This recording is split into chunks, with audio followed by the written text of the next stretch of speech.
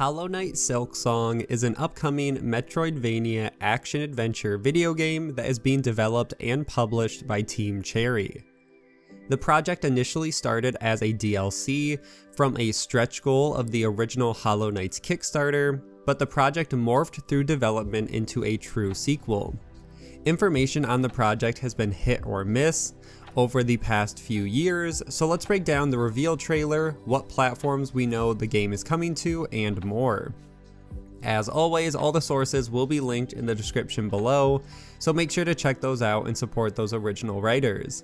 And with that out of the way, let's get into everything we know about Hollow Knight Silksong.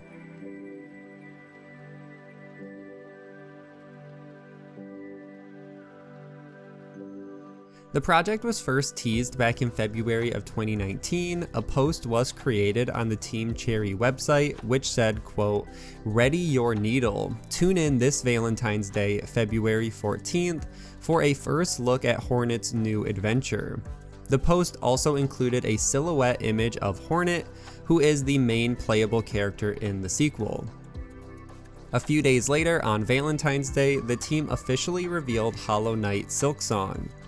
And let's jump right into the trailer. I want to add that I've watched a lot of trailers when researching video games and working on this channel, and this Hollow Knight trailer is definitely one of the better trailers I've seen and stood out to me. It is direct while still being entertaining and conveys what the game is about while getting casual fans interested along with new fans as well. The trailer includes a massive list of new content that will be included, such as a kingdom, over 150 enemies, bosses, allies, towns, quests, tools, secrets, heroes, and so much more. Additional details were given on the website as well. The team stated that they've been working on this project since the release of the original Hollow Knight back in 2017. Along with those details, the team also announced platforms, and they said that fans can expect the game on Windows, Mac, Linux, and the Nintendo Switch. More platforms can happen as well, but currently the team is just focusing on these aforementioned devices. The official game description was revealed, which says, quote, "As Hornet, Princess Protector of Hollow Nest, adventure through a whole new kingdom haunted by silk and song. Captured and brought to an unfamiliar land, Hornet must battle foes and solve mysteries as she ascends on a deadly pilgrimage to the kingdom's peak." A few other notable pieces of information is that there still will be a challenge mode similar to what was available in the base game. This new challenge mode is called Silk Soul mode. At the time, the team had said they had not started work on this challenge mode, but they know how they want to create it in development. And the final information the team released is they teased a bigger story in the game, which will involve why Hornet was brought to this new world and who brought Hornet to this world, so look forward to that as well. That for the most part covers the reveal itself, but details were given about the transition from this project starting as a DLC from Kickstarter and moving into a full-fledged sequel. The team said as they started development on the DLC, the new kingdom they created became too large and unique, and they did not want to be limited by the scope of a DLC. The downside to this is it takes longer to develop a full sequel rather than a DLC, which is something the team acknowledges. If you were one of the eligible backers of the Kickstarter, you will still receive Hollow Knight Silksong for free, either for the Nintendo Switch or PC, and if you gave it one of the higher tiers, you will be eligible for multiple copies of the game, but the team will communicate that to backers closer to launch. The next update from Team Cherry was a little over a month past the reveal event in March of 2019. Team Cherry decided to show off a few of Hornet's friends, rivals, and all new bugs within the Kingdom of Fairloom, which is described as dedicated to faith and pilgrimage, crowned by an enormous shining citadel, and bursting with weird and wonderful creatures. The first new character is a boss named Lace, who is a lithe fencer wielding a gilded pin. The traditional weapon of the Fairloom, Lace is a dangerous foe, cloaked in mystery, who will delight at causing Hornet's swift, skewered demise. The next new non-playable character is Chakra, who is described as fierce and intimidating. Chakra is a warrior seeking her master who vanished under strange circumstances. Chakra's clan are skilled fighters who can handle their own in the kingdom's wilds. Usefully for Hornet, each member of the clan also hones a craft skill, and Chakra's mastery of cartography will prove invaluable on Hornet's adventure. Another non-playable character is Trobio, who is a master of the stage, the brush, and the voice. The flamboyant butterfly Trobio seeks fame and adoration throughout Fairloom. Sherma is the next non-playable character, who is a quote, optimistic pilgrim on a spiritual journey. Sherma's path may often cross with Hornet's own, but his lack of combat and acrobatic prowess can land him in desperate need of aid. Last is Garmund and Zaza, who are both also non-playable characters. They are described as, quote, a rambunctious older bug and his noble steed on a quest to discover a new home. Garmund may be the chattier of the two, but Zaza could be the real brains of the pair. There are a few other characters that are included in the press kit for the game that were not given a description until later, but I will quickly just mention them here. The first being another boss. The file is named as Steel Assassin Sharp, and the enemy's look reflects this name perfectly. The boss image has been included in the press kit since February of 2019. Another boss that wasn't added to the press kit until March of 2019 is the Hunter Queen Carmelita. There really isn't too much else to say, but I'll include her image on screen for everyone to see. And the final character that was added to the press kit in June of 2019 is another non-playable character whose file is named as Forge Daughter. She has a very cool design and a tool in her hand as well. Continuing on in the news timeline, Hollow Knight Silksong was available in a playable form at E3 2019 through Nintendo, which offered fans at the event an exclusive chance to play through 2 new areas of the game. The first being the Moss Grotto, a lush, damp area, and the other new area is Deep Rocks, a groaning structure atop and within a lake of lava. The gameplay is relatively self-explanatory, so I'll have that playing in the background for a little bit, but I highly recommend you check out that full video if you are interested in seeing what this game has to offer. I will cover some of the highlights the team mentioned should be pointed out in the gameplay. The first being the area Greymoor. It's one of the biggest maps the team has created. And then they continued on talking about the healing system. They said, quote, in Silksong, Hornet possesses similar skills, though her abilities are tied to the silk she produces. For Hornet, silk and song are inseparably bound, her life force fused with her thread. When enough silk is held, Hornet can bind, wrapping her wounds and readying herself for further battle and exploration. But Hornet's bind is significantly different from the Knight's focus. For one, it's lightning fast. She'll blind in a blink and can even bind in mid-air.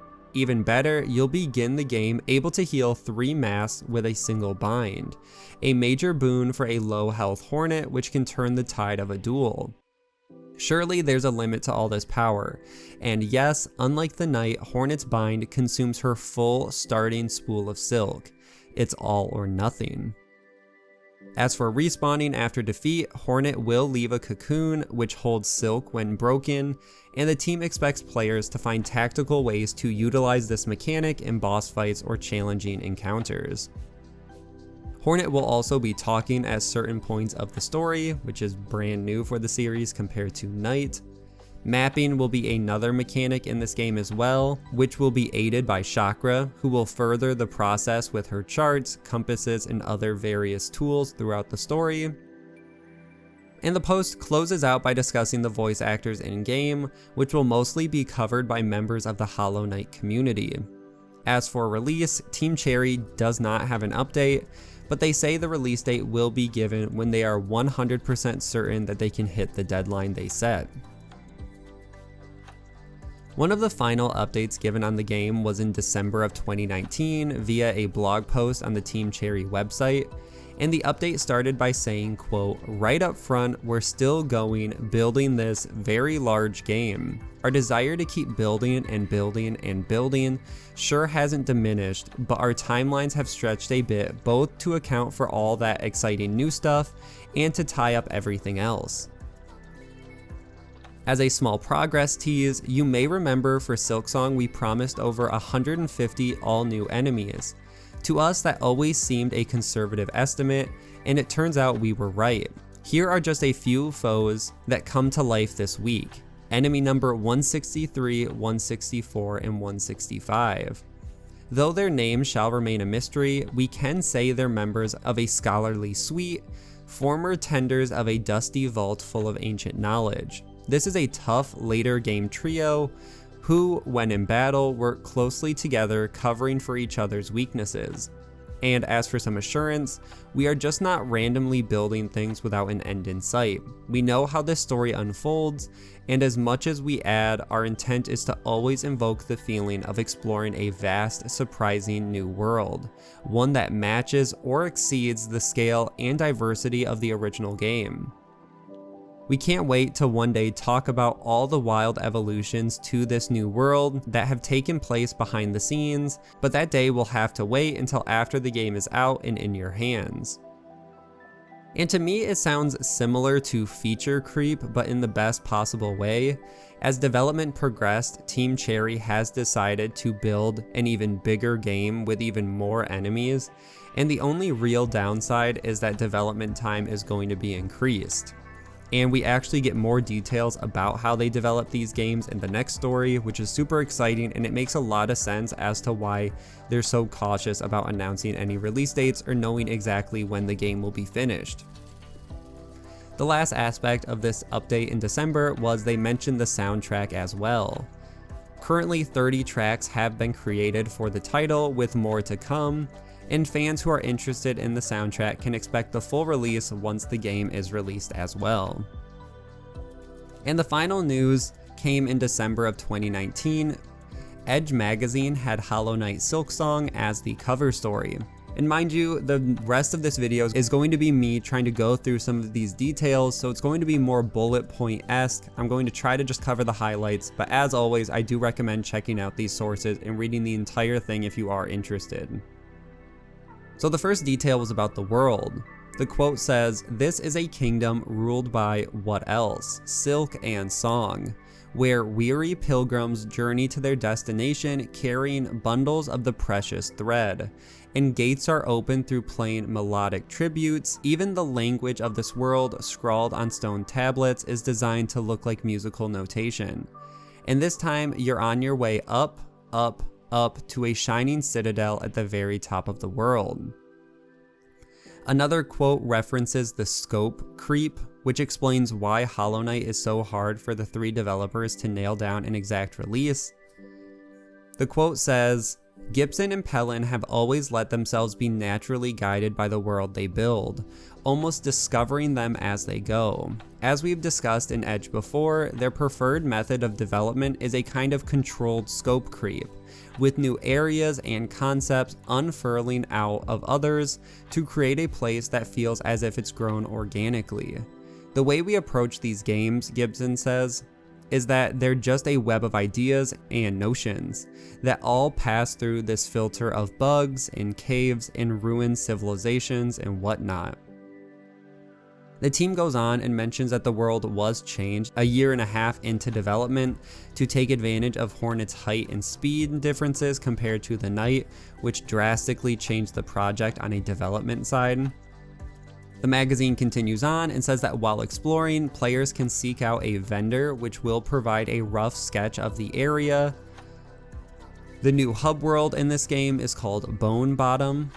Many enemies and hazards will now cause 2 hits to the health bar even during the early game, as a balancing decision to help create the challenge even with Hornet's healing abilities. The new currency in the game are called Rosary Beads. Rosary beads can be broken down to use as currency, but the player will lose any unstrung rosary beads once they die. To combat this, some vendors will have an option to restring rosary beads for a fee, of course, which all leads back to the player and how risk averse they want to play the game. If they want to keep unbroken beads for vendors, or if they want to keep them all strung up and only break them when they have to. In terms of difficulty, Team Cherry said they did not want the sequel to be more difficult just for the sake of being more difficult, and they say that with Silksong, they wanted the game to be comparable in difficulty to the original. As for Hornet herself, she will be able to utilize tools in combat, which can be replenished or crafted at benches. Some of the tools will be modified versions of weapons and attacks that enemies utilize, but Hornet will of course add her own twist to these attacks and weapons. Pellin also teased what the end of the game will hold and said, quote, "Suffice it to say that there's more to explore once we make it to the top, then, yeah? The initial hook is to get to the Citadel, which is at the top of the world, and then, you know, the next thing players might be presented with is get to the top of the Citadel," which starts to tease out this bigger world and that the ending might not be the ending we think, and that once again, they have these big ideas to create this massive game. Fleas are going to be this game's version of grubs, but will be more complicated in terms of each of the situations. Press are another way for Hornet to deal with tougher enemies and situations. They are customizable themed loadouts with specific colored slots, which then are able to hold tools of the same color and category. So it all has to match up. I think that makes it sound more confusing than what it really is, but it will all be explained more clearly in the actual release. And the last comment the team makes is that they do have an idea for another non-Hollow Knight related game, which could mean after the development is completed on Hollow Knight Silksong. It could be sometime before Team Cherry decides to return to the Hollow Knight universe and could instead want to pursue other ideas that are non-Hollow Knight related after spending so much time on these two games. And that for the most part covers some of the big information from Edge magazine. I know I went through it very quickly and a lot of highlights, so you can always go back, listen to it again, or check out the full article for yourself. The writing staff really did their research when creating this piece, and there is enough content to for sure get your money's worth of this magazine. As for more recently, Team Cherry was quiet all throughout 2020 and hasn't said anything in 2021 either, which some fans have taken to mean this title could be released sometime this year, with the 3 developers now working to finish the game as quickly as possible. There are unsubstantiated claims that June 2021 could be the release month, but as I said, it's just speculation, and the chance of June is the same chance as any month in 2021. I do expect the game will come out this year, and if not, which seems unlikely, at least more information will be given, and they would most likely give a release date, probably for 2022, but I'm still hoping for 2021 sometime as the release.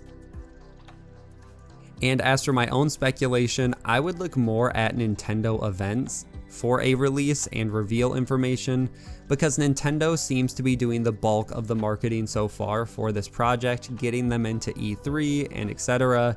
So I would expect some sort of maybe Nintendo reveal and they give more details about the project, because Nintendo wants a lot of that good publicity too. So that's where I would keep my eye on, rather than a reveal from Team Cherry themselves. Either way, that's where I'm going to end this video, and that is everything we know about Hollow Knight Silksong. As always, make sure to like and share this video, subscribe for weekly gaming news, and I will see you guys in the next one.